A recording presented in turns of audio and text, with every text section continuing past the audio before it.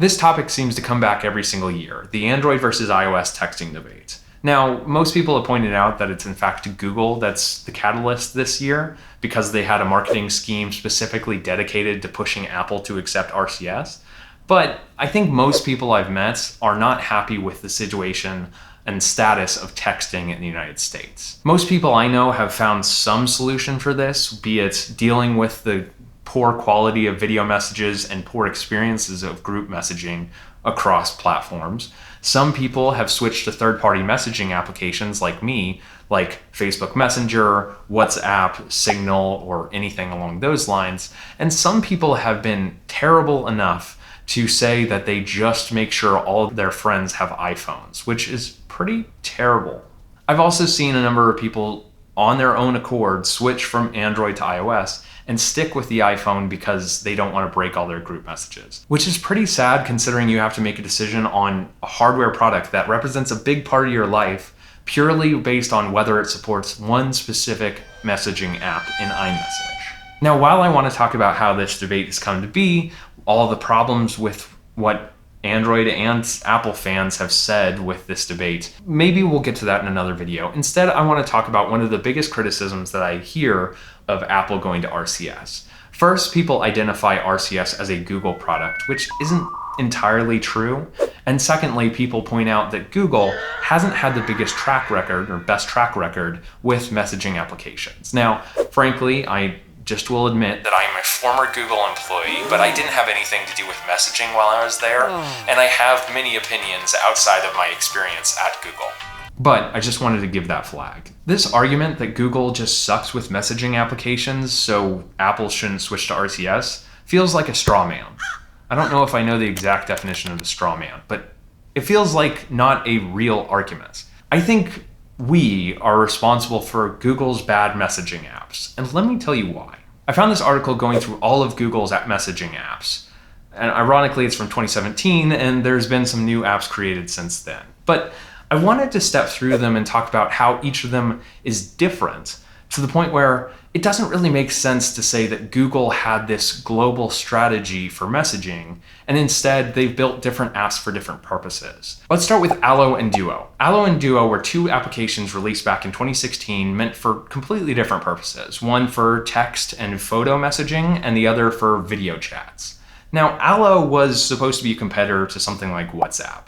While it did require you to use a phone number when you first signed up and logged in, it instead could eventually sync across many different devices, and you could use it just like you used Facebook Messenger or WhatsApp, sending photos and links and talking to personal assistants and talking to bots, because at the time, the idea of text bots was actually very, very popular. Facebook, when it was still Facebook, had been aiming to make this whole social platform based purely on the Messenger app, with the intention to be able to order food or talk to virtual assistants or do your homework or pay people, all built into this specific app.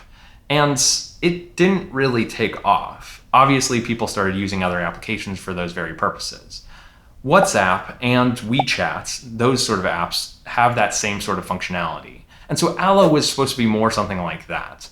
And it didn't really take off. It was cross-platform, but it wasn't really supposed to replace text messaging as far as I'm familiar with. Then for Duo, the fact that anyone would point to Duo as a messaging app seems to be bizarre. Yes, technically you can send messages within Duo, but it's more to communicate and let people know that you're going to call them, or to leave voicemails after the fact, or video voicemails after the fact. It's really not meant to use as your primary text messaging app like you would in iMessage. Obviously, Apple also has a dedicated video chatting app in FaceTime, and saying that Apple only has one chat app where Google has many, and referencing Duo as one of those many messaging apps seems to be a false equivalence. Next, let's talk about Google Chat and Google Hangouts. These have been often substitutes and replacements for each other over the last decade, and often they've done the exact same thing, and sometimes they've replaced each other. More recently, Hangouts is being fully replaced by Google Chat, which is a good thing. Some consolidation is a good thing, but The problem is a lot of people that love Hangouts are not happy with the transition to Google Chat.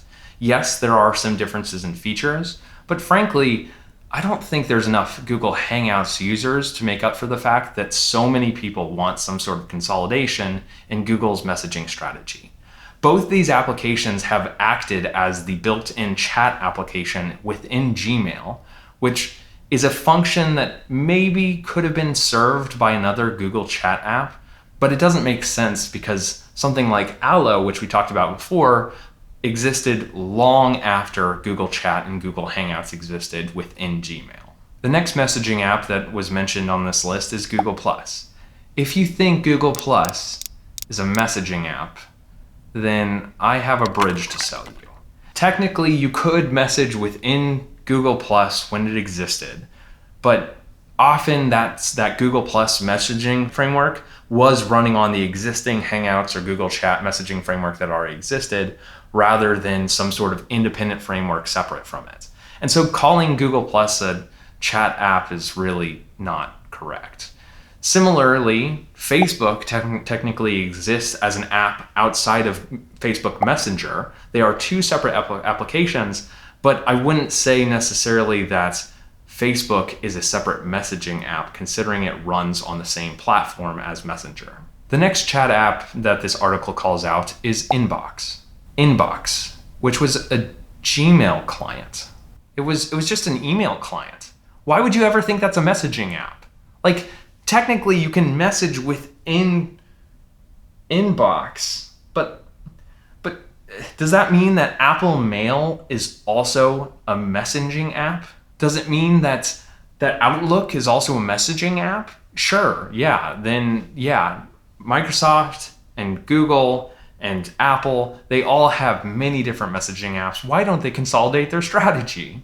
The next app mentioned is Project Fi, which is technically just Google Fi now, and it is instead a text messaging platform that now runs on Google Messages, and in the past would run on something like Google Hangouts or Google Voice. I don't know exactly what they mean by Project Fi being its own messaging app. Maybe there was some app called Project Fi that I wasn't aware of in the past. Let me know down in the comments if I just missed that one. While we're at it, be sure to get subscribed if you aren't already, and let me know down in the comments what your primary application for discussing with your family and friends what your messaging strategy is. And let's see just how diverse it is relative to Google's. Finally, there's Google Voice. Now, Google Voice, as far as I know, gives you the ability to basically create a phone number and have a digital phone number associated with it, and then send text messages and phone calls using that phone number, which is kind of similar in that technically it's a new application, but it's really an entirely new solution that nothing like Apple would ever actually offer. And as far as I know, there are some people that still cling on to Google Voice as their primary phone number, which is great, but I don't really think it's representative of a messaging app or strategy. I don't think Google was ever like, yes, that's it. Google Fi is going to be the solution for all of our messaging problems, and everyone's going to be texting using Google Voice at some point. Because I wanted to be exhaustive, I just pulled up a brief history of every Google messaging app, which is an article by The Verge. This was 2021, so maybe things have changed since then. Gmail, Google Talk, Google Plus Huddle, not familiar with either of those. Google Hangouts, we talked about. Google Allo, we talked about. Google Chat, we talked about. Google Voice, Android Messages, which we'll get to. Google Talk and Google Voice also offer video conferencing services. Google Plus Hangouts, which is just video calling for Hangouts. Google Duo, Google Meet, which we'll talk about. Google Wave, this is collaboration software. Google Wave, Google Plus Circles, Google Docs Chat, and Google Chat for collaboration software. So that article reminded me that I need to talk about Google Meet because for whatever reason, they talk about it as a messaging platform. Google Meet is not a messaging platform. It is a video chat platform similar to Google Duo. And yes, Google Duo and Google Meet are now kind of merging together.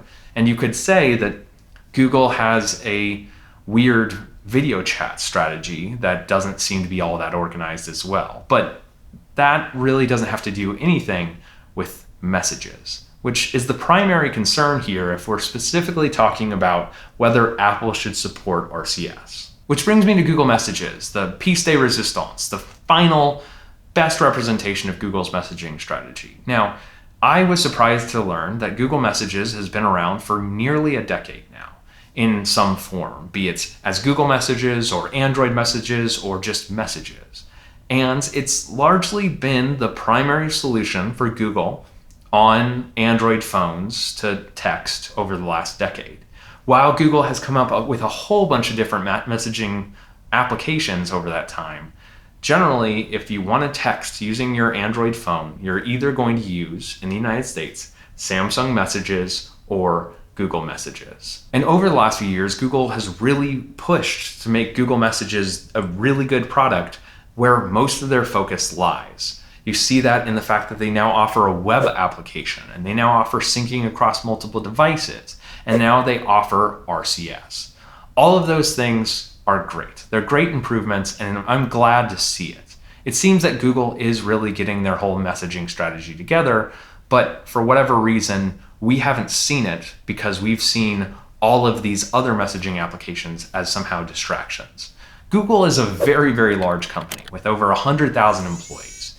And the fact that they dedicate a few thousand employees to take a look at some messaging strategy to compete with WhatsApp doesn't mean that they ever didn't believe as Google Messages as the primary product that most people in the United States will use to talk. Google has also pushed manufacturers like Samsung to start building their applications on Google Messages platform. So even the Samsung Messages app, while it used to run on its own services, now runs on the Google Messages platform, so it also supports RCS, and it's the same experience. Now, I named this video something like, we're responsible for Google's messaging strategy, and the we here is important. There are two different groups that I think is responsible for Google's messaging strategy. First, we, as in us, the media. Us, the media, represent Google's messaging strategy of this mess of tens of different apps that all do different things and have different solutions and represent Google having this internal strife of constantly competing with itself. That, I think, is more of a story than a reality.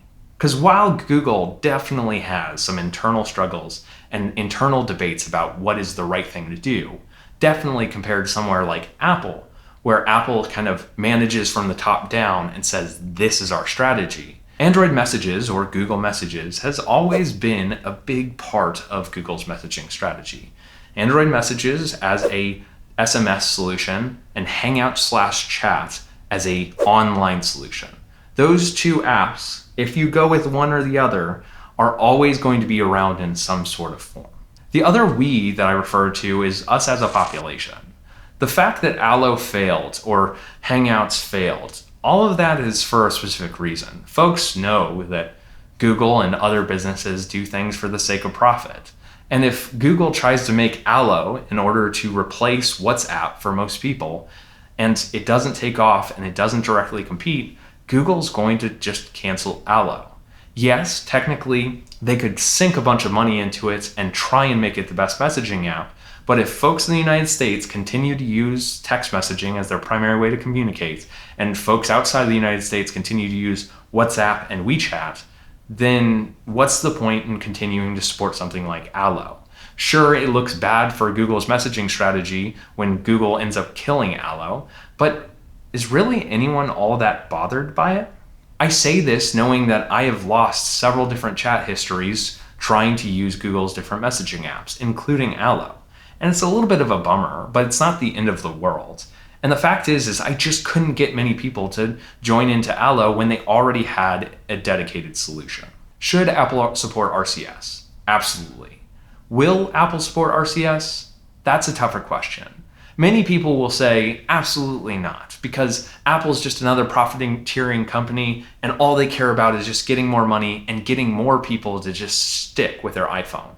And iMessage is a very, very sticky product. But I see a couple different things pushing Apple towards supporting RCS. The first one being regulation. Now, I'm not so sure how I feel about Apple being forced to align to a specific standard when it comes to messaging, because that kind of defeats the purpose of Apple creating a unique kind of dedicated software product and differentiating on that software product, but that's an open debate. But the other way that Apple could actually support RCS is to recognize that it means a better experience for their users. Not only do Android users suffer from iPhones not supporting RCS, but iPhone users suffer as well. And if their loved ones or their friends or their partners are unable to upgrade to an iPhone or don't want to upgrade to an iPhone for whatever reason, then maybe more Apple users will be up in arms saying, hey, Apple, I want you to support RCS to make my experience on the iPhone better. The first thing that I do every single time I set up a new iPhone is to deny and turn off iMessage. Because while I think it's a great product if you're stuck within the Apple ecosystem, I do not want to get locked in and lose all of my group chats and video messages due to iMessage. Instead, I'm just going to painfully stick on SMS. But that's my choice. Maybe you have a different solution for it. Thank you for watching InnoIso. I hope you liked this video covering all of Google's different chat apps. I'm sure I missed several that you should remind me of down in the comments. If you like this video, be sure to get subscribed for more and check out some of my other videos talking about things in the industry. Thanks for watching, and I'll catch you in the next one.